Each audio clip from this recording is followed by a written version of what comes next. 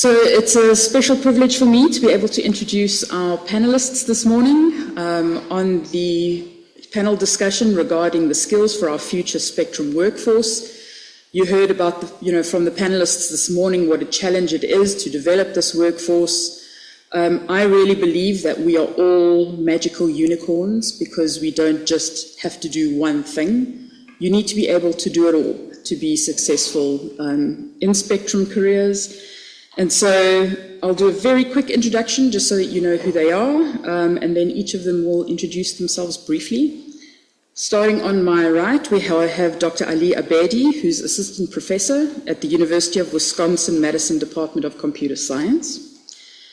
Karina Perez, Director of Space and Spectrum Policy at the Computer and Communications Industry Association.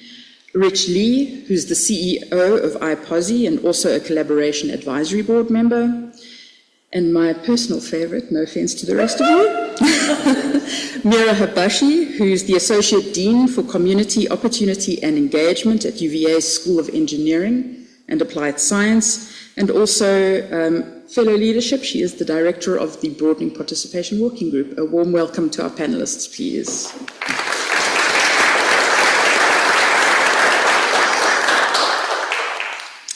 Right, and so Ali, I'm going to hand over to you first. And what I asked each of the panelists to prepare is really just an introduction of, who they are, what their role is in Spectrum, their organization's role in Spectrum, as well as the different kind of careers that they have at their organizations. And so Ali, there's our panelists. Over to you. Okay, hello everyone. I think I'm behind the podium for some people over there, so trust that I'm in person for this session.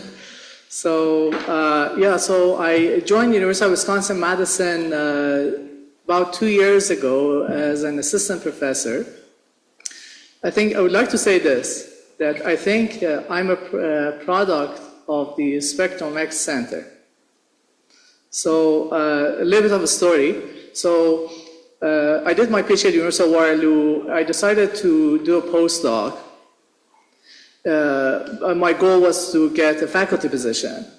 And I was hoping that I can go to one of the top 5 schools for a postdoc. And SpectrumX enabled that for me. And in fact, I could do my postdoc at both Berkeley and Stanford. Much more than what they asked for. Because I was already faculty for a few years before doing my second postdoc, I asked myself a question, is this going to be useful for me?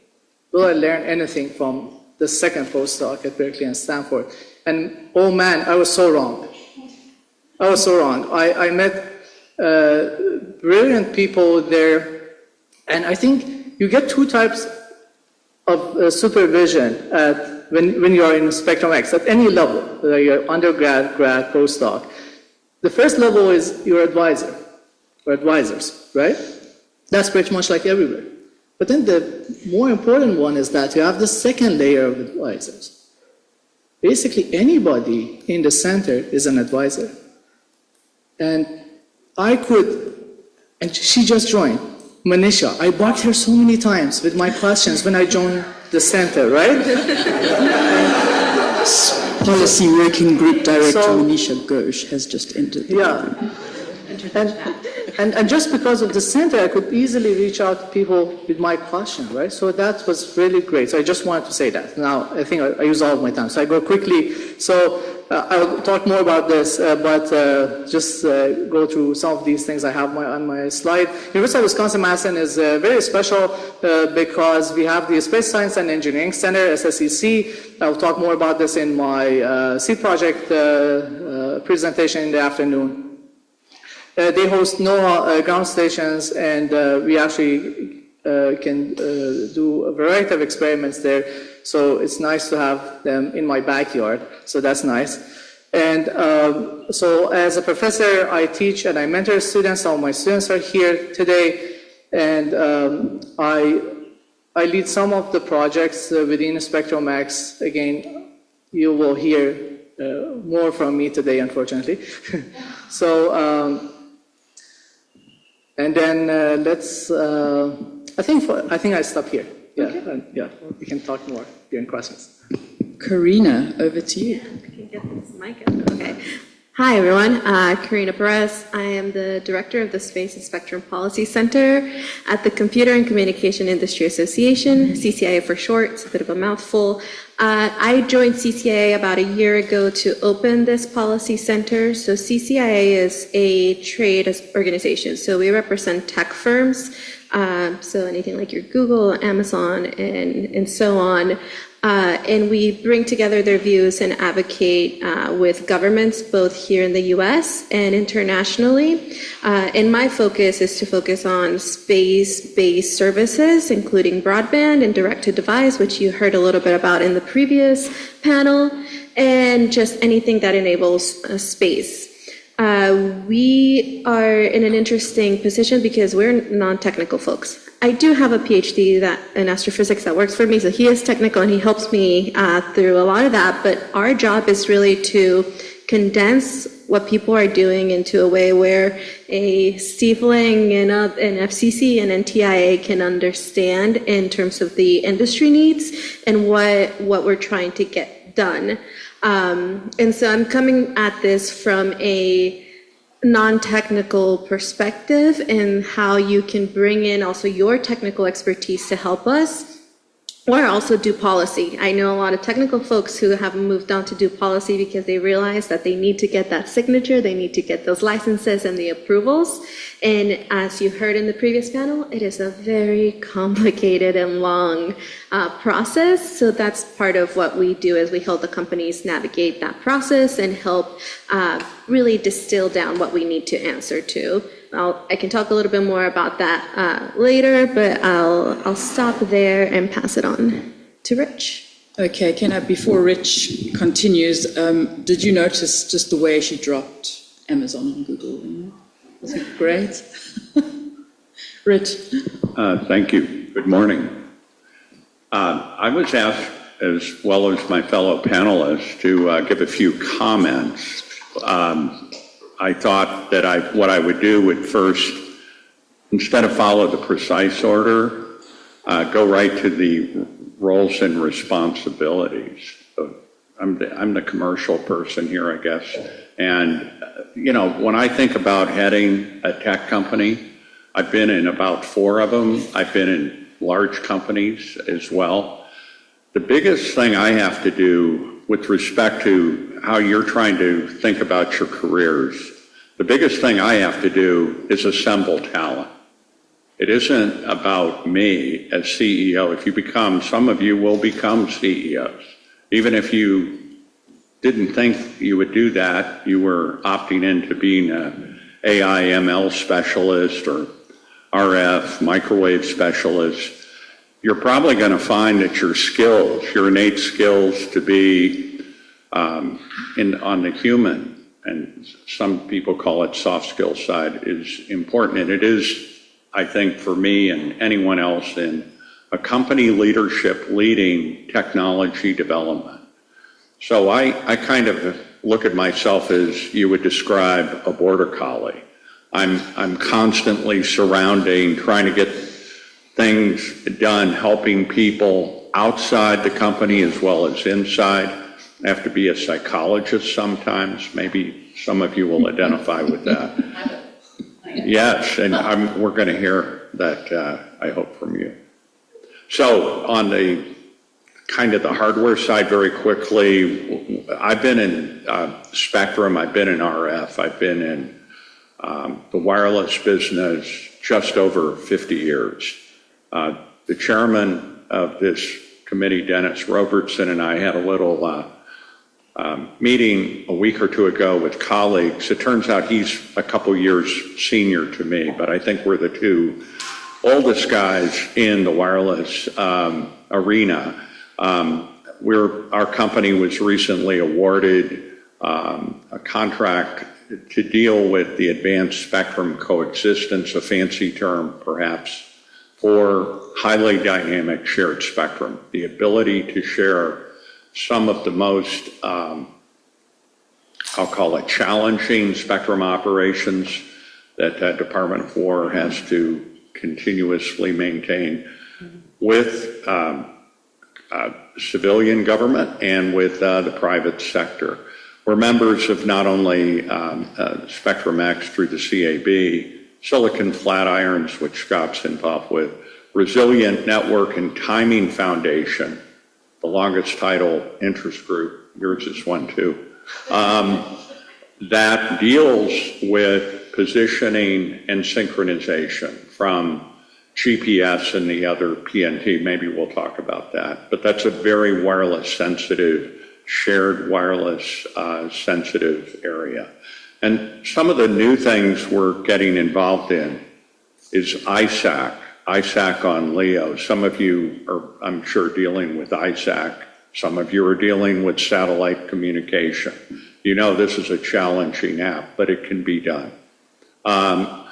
Anything to do with propagation and the data we're generating is huge. So AI, ML has a distinct role. And I'll end up with one of the most challenging things we're also looking at is troposcatter mode propagation. We'll get into the career thing here a little later. I'll extempt that, but I don't want to dominate. I'm turning over to you. Meara. Thank you. So I'm not going to grab the mic because I'll start singing and nobody wants to hear that, so I'm just going to hold it there. Meara Habashi, as you heard, I am, as Anja said, the Associate Dean for Community Opportunity and Engagement, and I serve a very similar role in the Spectrum community as well. So Rich talked about his job as CEO is to find talent, right? My job in Spectrum and at UVA is to cultivate and support that talent, right? And so I work closely with Anja in the Education and Workforce Development Group, right, to make sure that we have opportunities, as Nick spoke about and Scott spoke about this morning, for the next generation of Spectrum folks, right? So support the summer schools, support the REU. I met many of you last night. I'll see many of you on my campus on Thursday, right? But then also professional development for our team, right? To make sure that as we're bringing in this new talent, right, that we have some of those skills that Rich was just talking about, those soft skills. So we'll do a leadership symposium or session tomorrow, right? How can you be a leader that creates a community, right? And this community in the room, right, is something that is very near and dear to my heart, right? And making sure that everybody feels valued and has a path to success in Spectrum at UVA. That is really my role.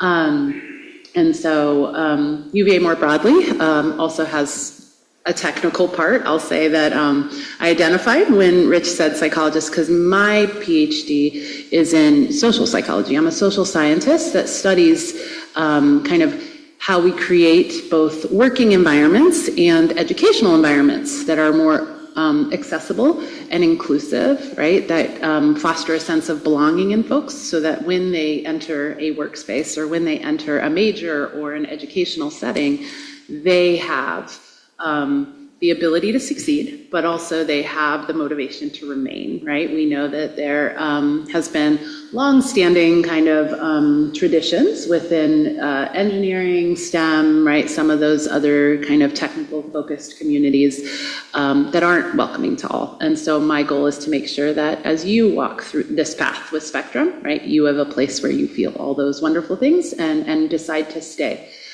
in the Spectrum-related workforce, right? And so I'll talk a little bit differently about careers because my role in Spectrum is really to broaden participation, right? I have none of the technical content. I can't even speak the jargon. I always tell Nick and Scott when they talking to me, it's like, I don't know if you guys ever see Charlie Brown, you know, the adults are always like, wah, wah, wah. Like that's what I hear when I'm getting through research presentations. No offense. Yeah, but you know, there's all kinds of opportunities to make sure, right, in the Spectrum Center, but also in the engineering field, in the public policy field, to make sure everybody has access to the work that we're doing, right? Everybody has educational goals related to the work they're doing.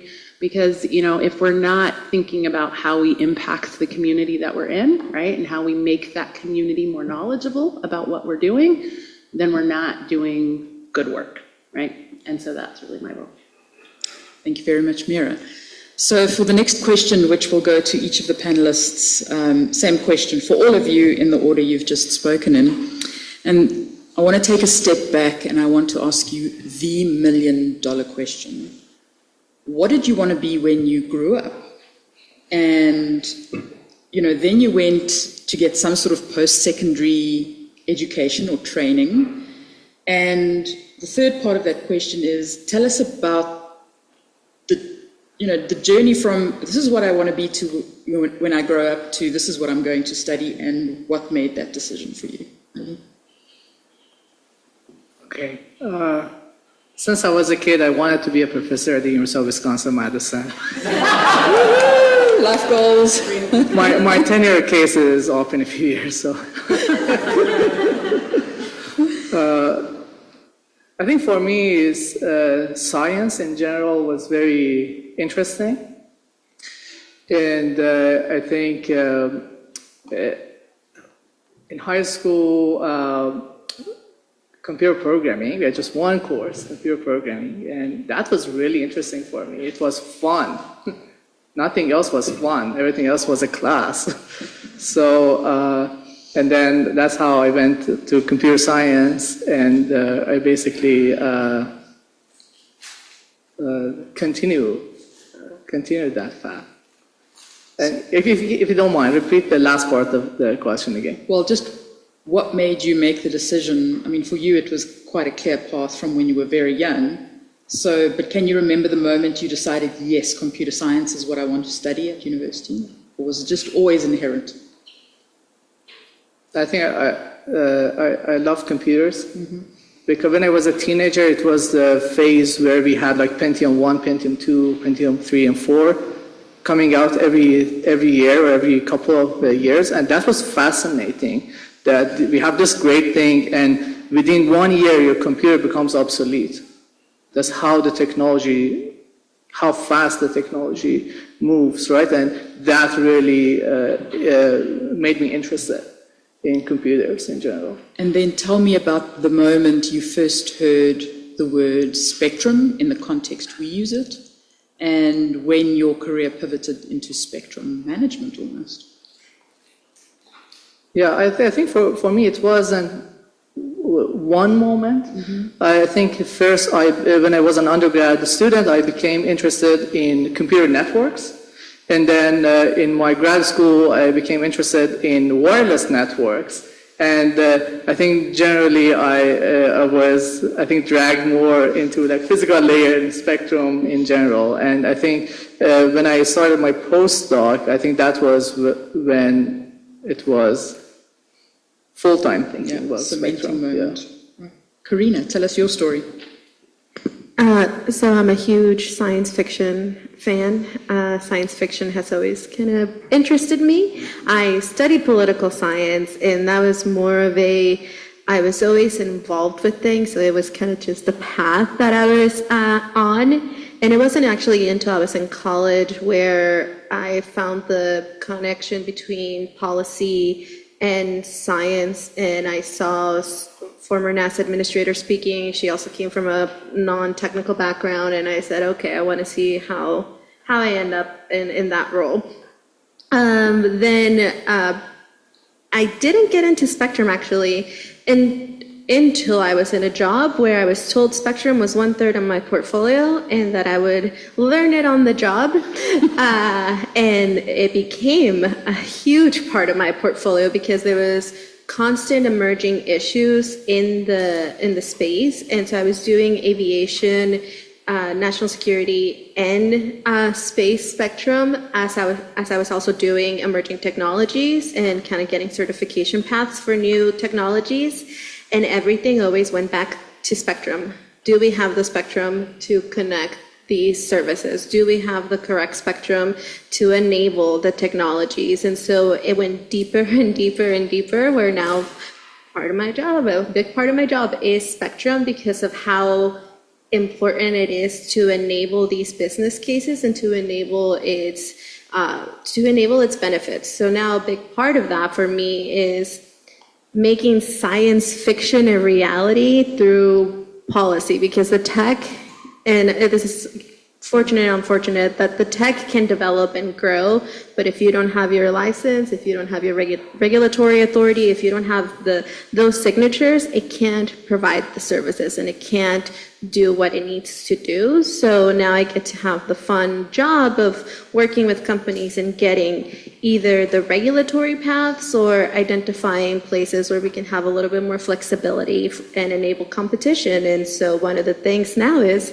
I get to also tell the stories of, if we have space-based broadband, we can connect people that weren't connected. And it's this fun combination of science fiction, policy, and storytelling that I never could have imagined when I was growing up, that was what I would be doing. And unfortunately in DC, if you say spectrum, people's eyes will gloss over and will ignore you. So you have to make it fun, and you have to sell the story of why spectrum enables the services and the technologies that make every day happen. Rich? Okay, well, this is going to sound a little old school, but I got into electrical engineering as a young kid. My dad, who I think of as my hero, was in the first Navy radar school just up the road here at Great Lakes and in Chicago. He would ship out, get on a destroyer, and those guys did fantastic things under stress. And the knowledge he imparted on me as a young kid, ham radio and all that, definitely played a role. However, I knew I couldn't just be, I'm going to use this term very guardedly, a geek. We didn't call ourselves geeks back then, but you know what I mean. To be well-rounded and to develop the other more humanistic, and it would be called in university curricula, liberal arts. How many of you, by the way, are taking a liberal art, if you're undergrad, minor? How about formal minor? Good. That was very important to me. And maybe for remedial reasons, I had to communicate. And so when thinking about one's education and why did they decide to get into something so technical, often it's the less technical, non-technical areas that really count in persuasion. And I'll let it go at that, because I'm sure you'll have more informed views. I would say my path is very winding and very personal. So my parents immigrated when I was a young child to the United States and don't have traditional education backgrounds. My dad is an engineer, but he got his engineering degree outside of this country, right? And my mom never graduated from high school, right? And so I saw a lot of traditional roles in my household, right? I saw a lot of I had three options as a major when I decided to go to college. I could be a doctor, a lawyer, an engineer, but my dad didn't think I could be an engineer because I was a woman, right? And so I was going to be the doctor. I was pegged to be the MD doctor, right? My older sister argued all the time, so she was going to be the lawyer. And I have another younger sister, and we didn't know what she was going to do. She wasn't pegged for anything. And then I had a brother who was the only one that was told he was going to be an engineer. But we had three options, right? As most limited income or first-gen students do, right? You get options that pay the bills, because that was something that wasn't a luxury for me growing up, right? And so I spent a lot of my life watching people have opportunities that I didn't have because my parents were immigrants, because we had accents. And I spent a lot of my life watching people who maybe looked a little bit different than me, right? Have opportunities that I didn't have, right? And I watched my brother have opportunities that I wasn't afforded because of my gender, right? And don't get me wrong, my parents are phenomenal parents, right? Here, I stand here in front of you with my PhD, right? Doing the work that they have helped me realize, and but it was a different path, and it was just the way the world was when I was growing up, right? And so watching that, and then becoming, I remember so for me, the moment I decided to become a psychologist and not an MD was, and this is going to sound super geeky, in my research methods class. So I was taking statistics and research method as an undergrad, and the research methods professor was talking about, I do behavioral statistics, right? Behavioral design, and so I study people because I'm a psychologist, which I think is fascinating. And she was talking about a study on unrequited love, which is stalking. It's the scientific term for stalking. And she was like, so we do all these narratives and we take data on stalking and the behaviors. And I'm like, that's what I want to do. Like, I want to read people's stories about being stalked and figure out what leads to that and how to stop it, right? And so I worked in her lab, right? The rest of my undergrad education, I decided to get a PhD. And again, the doors that were not open to me, right, because of the things I wanted to do or the things that my background kept me from doing, right? So it slowly morphed into, there's these environments, right, where people don't feel welcome, and how do we make sure that that happens? And so I got my PhD. My first job was at the University of Iowa. I am Big Ten through and through. I went to Purdue for my graduate degree, right? I went to the University of Iowa and I worked there for a while, and slowly my research and my service to the university and all my appointments became making sure people had opportunities, right? Students came to me, students wanted help, right? And I've slowly then went to Purdue, back to Purdue as faculty in a business school. So at Iowa, I was in a psychology department. Teaching classes on, dare I say it, bias in the workplace and bias in our life and stereotyping and prejudice, right? All the classes you may not be allowed to take anymore, right? And then I went back to Purdue as a business school professor, where a lot of my work focused on bias at work. So that was the research I did. But throughout those two opportunities, I slowly morphed into kind of administrative positions. So at Purdue, I ran a Center for Women in Engineering, and I worked closely with we called it our Business Opportunity Program, which was our program that targeted underrepresented students in business, right? And so kind of having those roles has slowly led me to be the Associate Dean for Community at UVA. I will say, when I told my dad I was joining an engineering school, wow, finally he got one kid who was going to do one of those 3 jobs he told us we all had to do. It's like, I'm not an engineer, Dad, but he was so excited that I was engineering adjacent. And so that's kind of my path. It was a very personal path, just based on observation and the way that my life kind of pegged out. But I see so much of myself in the students that I support, right? And I see so much potential and so much untapped potential, right? That people feel like they can't use or they can't join because there aren't people that look like them, or because they don't have the resources or the money to do some of the things that you're required to do to get in this room, right? Like, and so making sure that that's not the case for me. Thank you. Yeah. Next round of questions. What does a typical work day look like for you, and which skill do you use the most? Typical day. It's typically a mix of teaching in a classroom and spending time in the lab with my students doing research.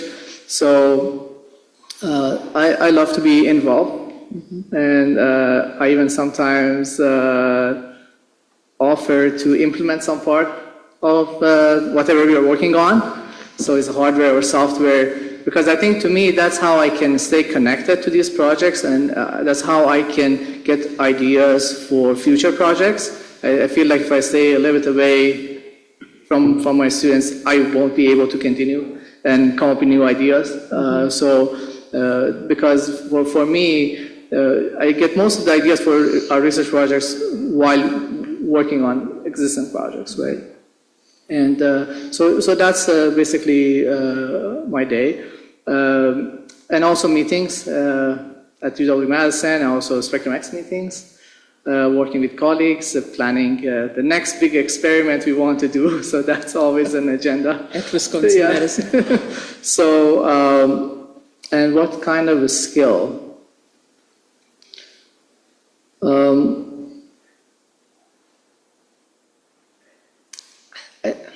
I think for me, I'm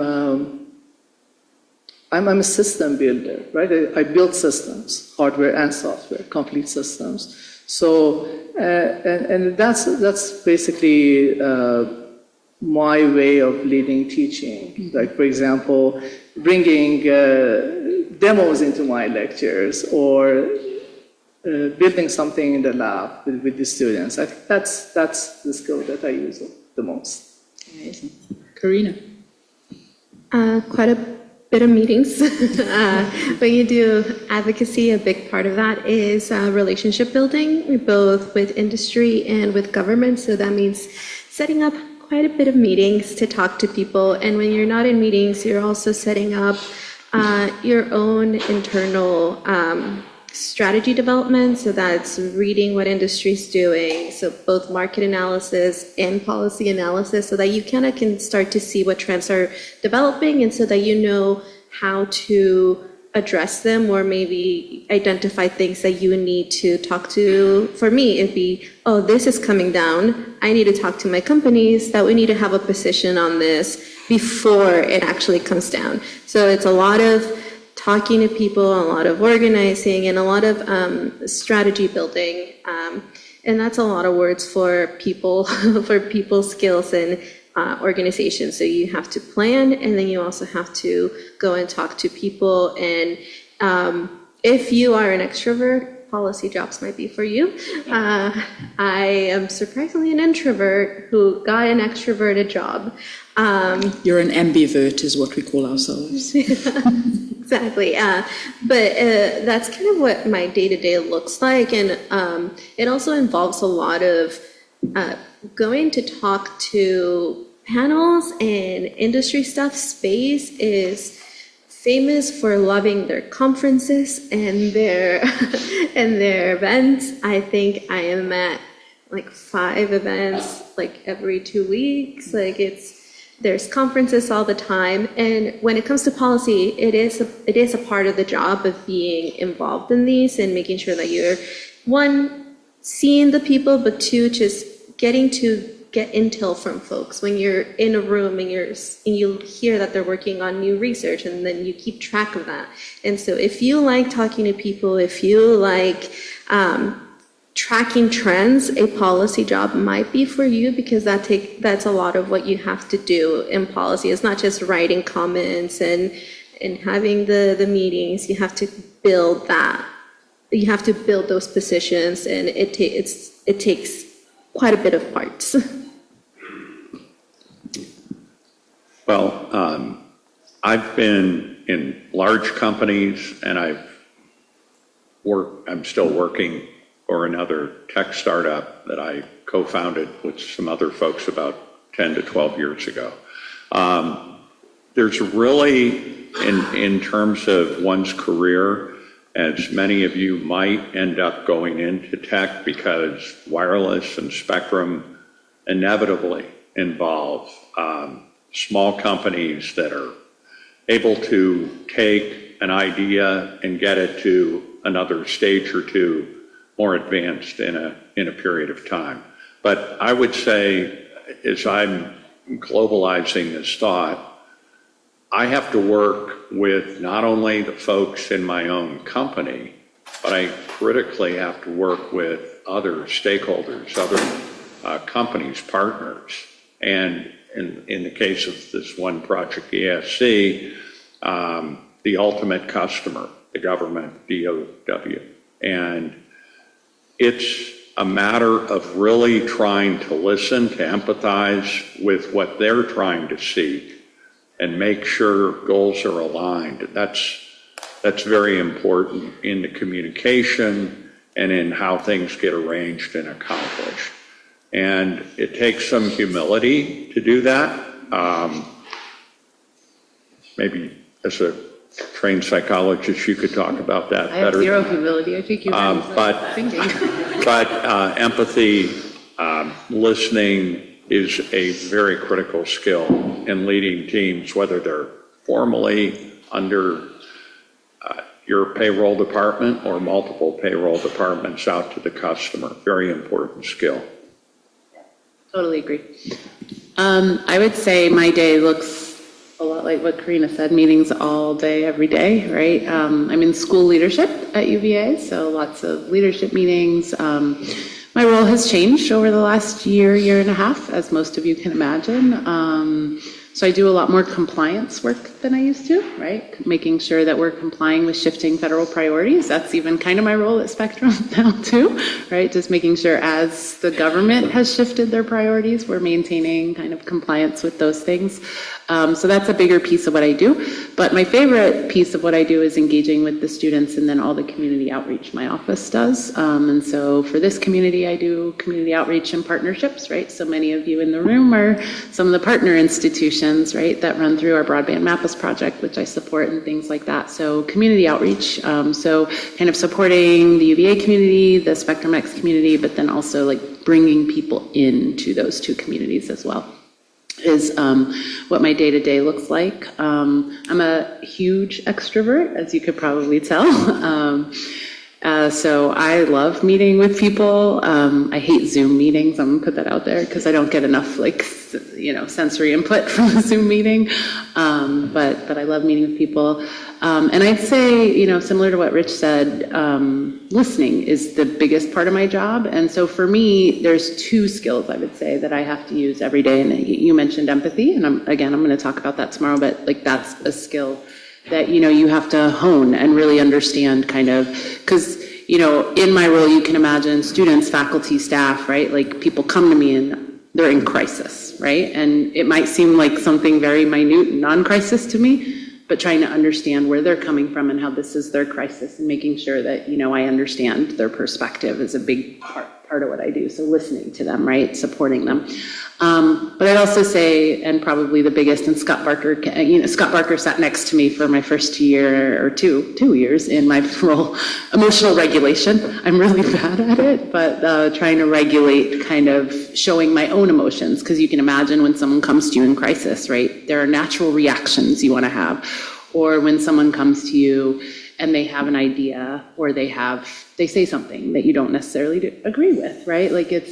Or you fail, like I fail at something, right? In front of people. Like emotional regulation is a big piece of what I have tried to learn over the course of my life, right? Because I'm very extroverted, I'm very emotive, as most of you can see in the way I express myself. And so I would say that's a really big piece of learning for me. Okay, so now let's get a little bit more specific. Ali, as our resident expert, as I like to think of you, what role do you think machine learning and AI play in spectrum management, or will play in spectrum management? And what is the one thing students can do to prepare for that? Yeah, so I think spectrum management has gone through multiple phases, right?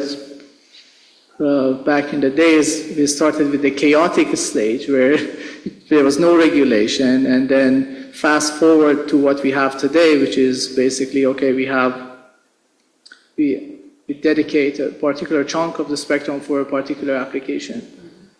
And then everything is fixed, right? There are requirements, system specification, and then you build those systems to those specifications, right? Everything is very rigid.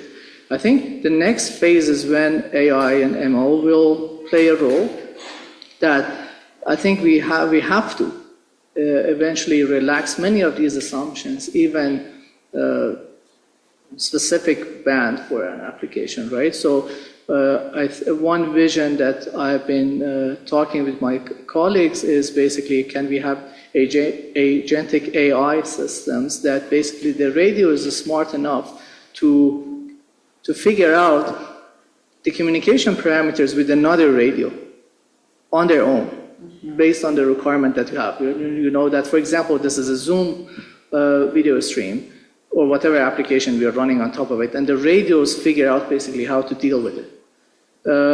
And that would change everything, right? So we don't have smart radios, but I think we will have smart radios, and the enabler of that is AI/ML.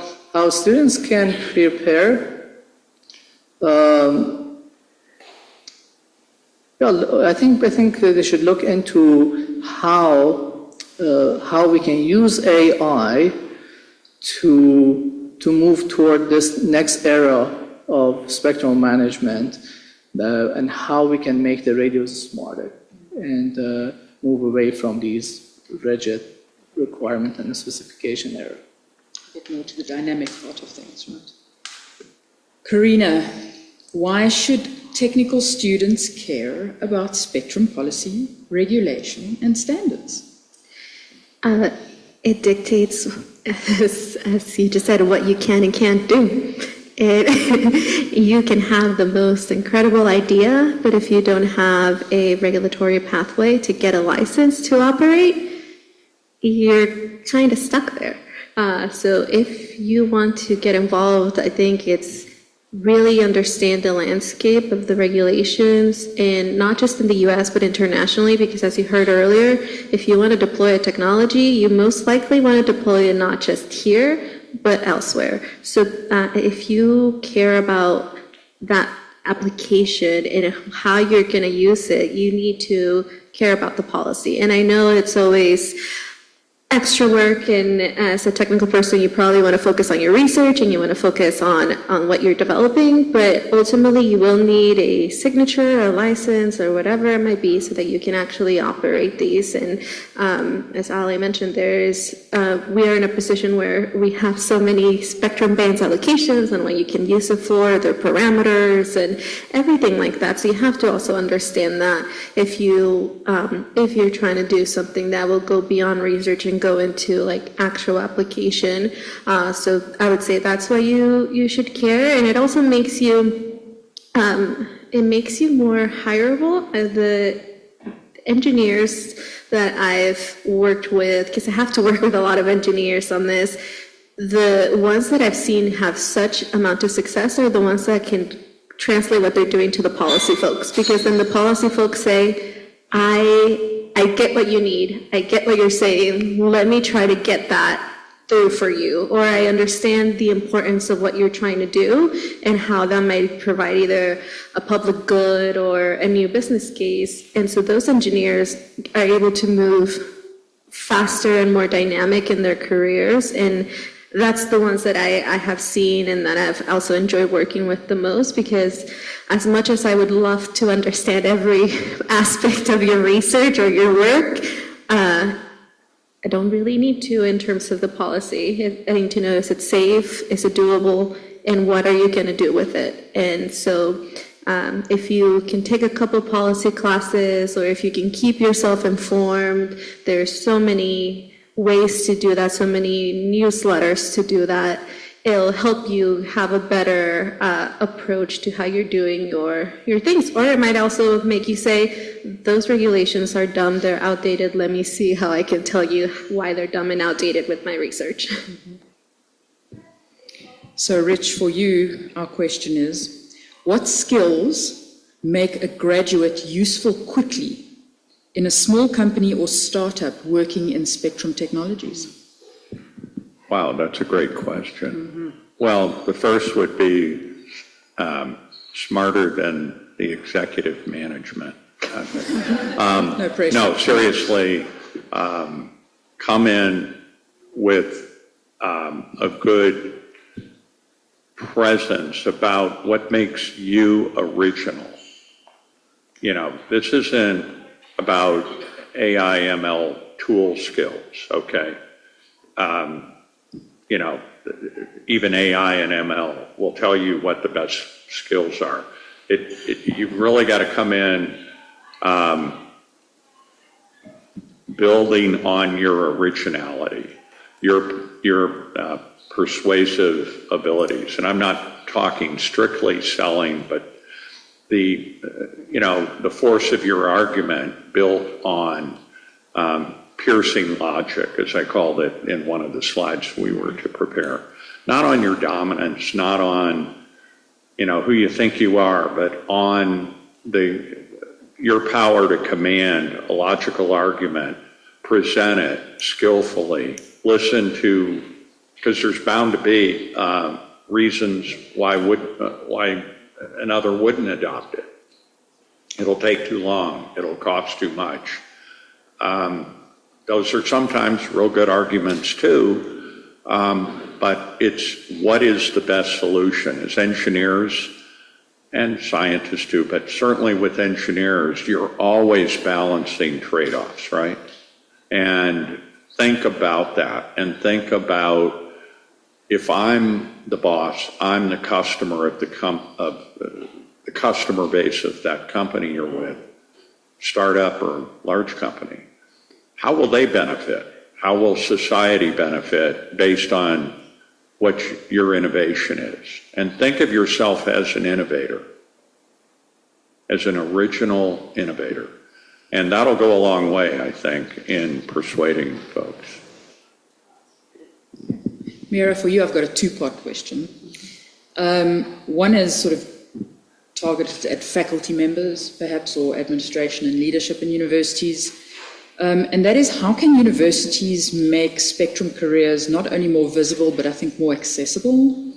And then secondly, what advice do you give to students who don't really know where to start looking for spectrum careers?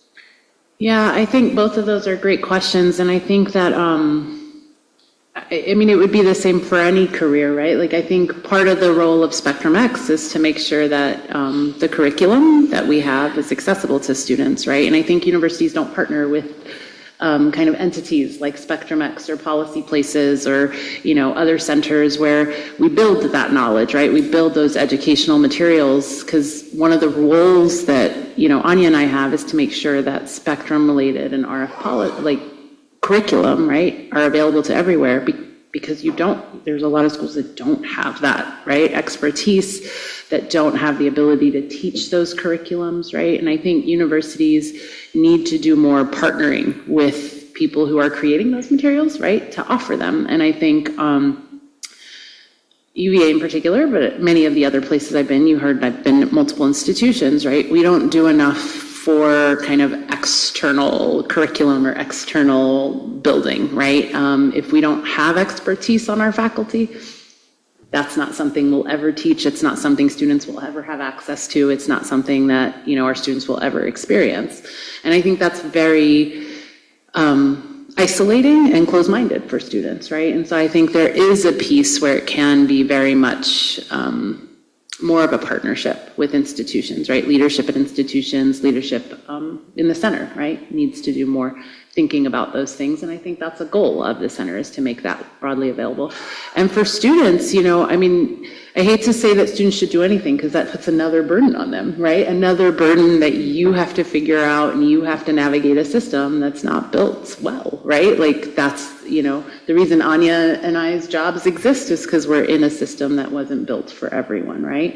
But I would say, use the faculty, right? Like, and I mean that in the most kind of generous way, right? Like, your faculty are often aware of some of the things you can do, right? Like, you might not have the class, and you just assume, hey, I can't take a class outside of the school that I'm at, or I can't, you know, I don't have the time or the energy. Like, I was a psych major in college. I watch our engineering students, and I don't understand how you guys do anything other than engineering all day, every day. Right? Like, my assignments were to go sit in cafeterias and watch people and observe, right? Like, y'all, like, it's crazy to me that you would even have 10 minutes to find something that's not at your university, or something, right, to go outside of that. And I feel like there's this barrier to going to professors and asking for anything outside of their expertise or anything that they might know, right?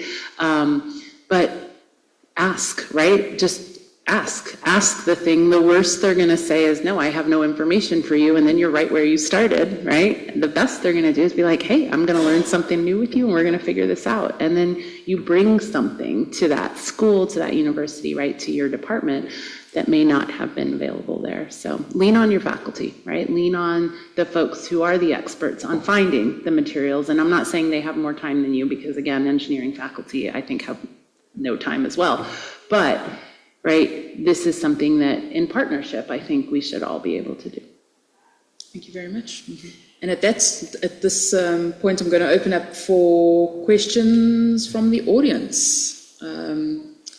particularly, I think, students. And we have Emily and Julie with mics.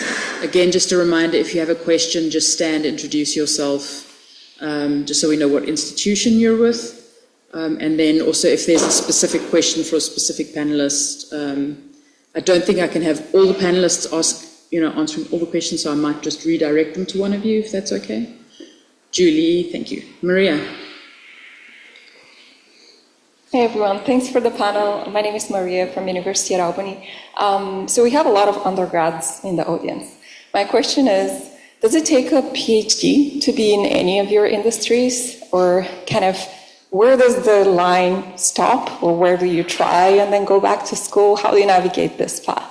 And how do you prepare yourself best to kind of get out of the schooling into the industry and then potentially go back? Okay, I'm going to throw that one at Rich. First of all, sorry, no wonder. I couldn't hear, I apologize, all of the question acoustically. I was acoustically challenged. Hard. Yes. Therefore, I'm turning it over to you. I think the question was, does it require a PhD in your industries? I would say in mine, absolutely not, right? Like I'm lucky that I have one, right? But supporting people, you can do without any degrees. You can do with your lovely smile and face, right? So absolutely not. And I would guess for most of you, the answer is no, right? Like maybe to be faculty, right? You have to have a PhD. So what Ali does, right? But I would say for most of what I think is represented here, you don't need a graduate degree, but I'll let Rich answer it now that you know. Yeah. Thank you for that. It depends, right? A PhD is a very, very important accomplishment, and it shows mastery of something that will be with you for your whole career, your whole professional career. So if that's important to you, go for it. If that's what gets you up in the morning, do it. But I wouldn't say that's mandatory for everyone who's seeking to make a difference, to make change. I know in my case, I diversified my formal university work and attended Chicago in the economics and MBA area. And that was really important for me to develop a more professional understanding. I was surrounded by great engineers at Motorola. I was a good engineer, but I wasn't in their league. And I felt I had to do a little diversification. So maybe getting a PhD is a way to put another stake in the ground that's not on the same line that you were going to originally pursue. Karina? There's a lot of lawyers in the policy space, but you don't have to be a lawyer. I'm not a lawyer.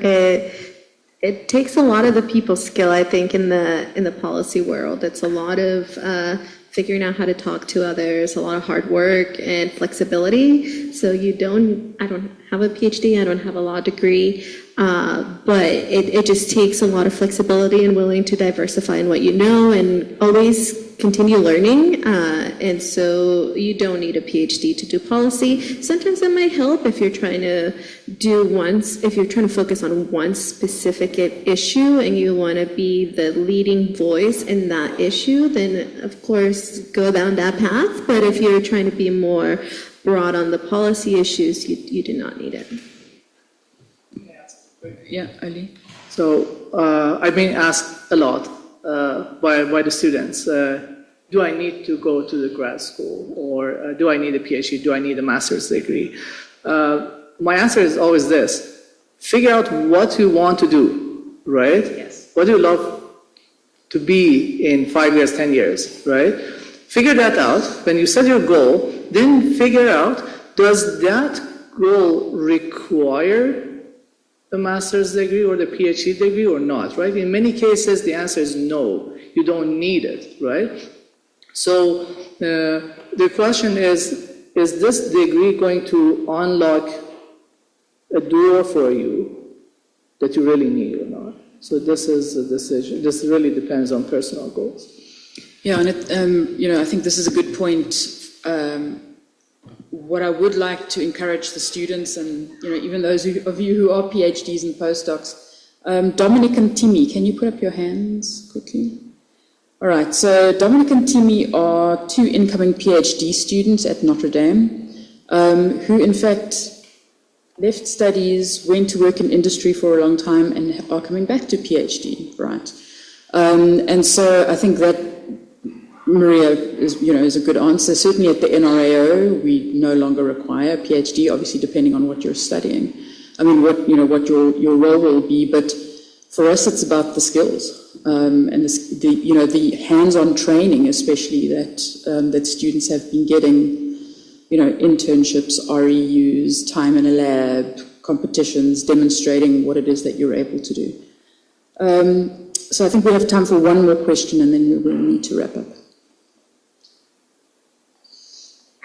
Hi everyone, thank you very much for the panelists. I have a question regarding your experience interfacing institutions, public institutions, and if you have success stories regarding implementations of policy proposals in the real world, and how would you suggest that?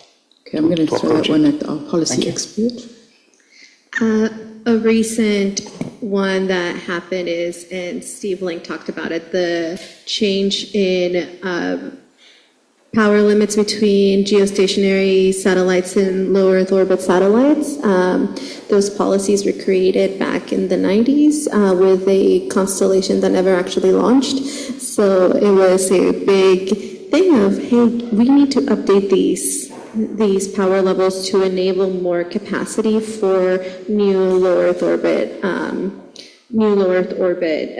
constellations. And it was, it's not just one association or one company that moves it forward. It has to become into this collaborative campaign that you build with people who are like-minded. And it takes both, we had to do technical studies, we had to do all of these things, and then also all the meetings and the advocacy, both in Congress and with the FCC and NTIA and all the stakeholders. But we saw it, the rulemaking started last year, and then this year we got the new rules, and it was a nice feeling, because sometimes trying to get rules updated or changed or instated takes a very long time, and this was one of the ones that actually just made technical sense, and it made also sense for the country to be able to enable more capacity for low Earth orbit constellations that can connect more people. So it was a nice win for industry, but it was also just a sensible thing that was due in terms of these very old rules. And so as you develop new technologies and as you do things, you might find yourself with, oh, these are rules that were created when the technology was not where it is now, and where you will need to do that, and it'll take a mix of the technical analysis and also kind of this advocacy campaigns that you need to build, and that you need to bring everyone that is like-minded with you to go and advocate with the right stakeholders, whether it's FCC, NTIA, or Congress. Thank you.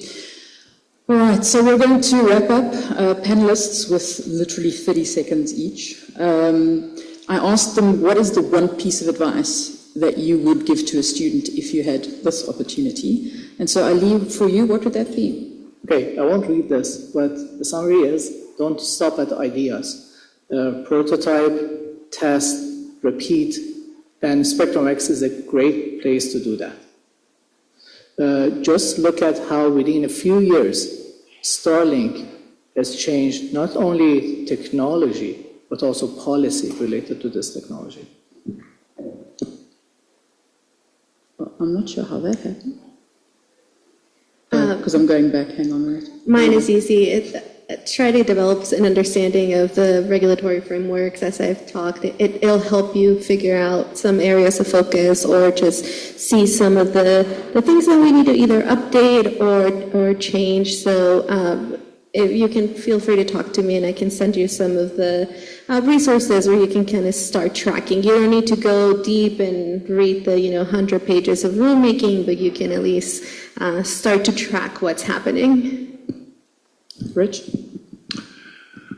Yes, I'll repeat what I said earlier. Strive for your highest originality. And you get to define to a high degree what that means, provided that you're making that kind of thought eye contact with who your colleagues are, your customers, and any of those you're dealing with and trying to influence. Use the latest tools, AI, ML. I know that's a challenge for all of us in a way, but always be sure you can validate and use traditionally proven concepts around that. Increase societal value. I think I already spoke about that in the multidisciplinary track that many of you are taking. I'd encourage that if that's your thing. Especially in economics and policy areas. And I'll just leave it with the why is often more important than the how. Meara? Yeah, I think I've said it before, right? Mine is just do the thing, right? Ask the thing, try the thing, do the thing. I think, and I'm going to paraphrase, but Nelson Mandela says there's no such thing as failure, right? There is winning or there is learning, right? And so our failures teach us. So do the thing. Don't let no be the answer. I always tell people who come to me, even if I have to say no, I said I'm going to strive to get to a yes, but there's going to be yes, but. Right? Yes, but this part we can't do. Yes, but we have to do it this way. No shouldn't be the final answer, because if you just accept the no, then we're not always challenging why the no exists. And just like Rich just said, sometimes the why is more important than the how we got there, right? So do the thing. I have that Madiba quote on my wall. It always seems impossible until it is done. All right, a round of applause for our panelists, please.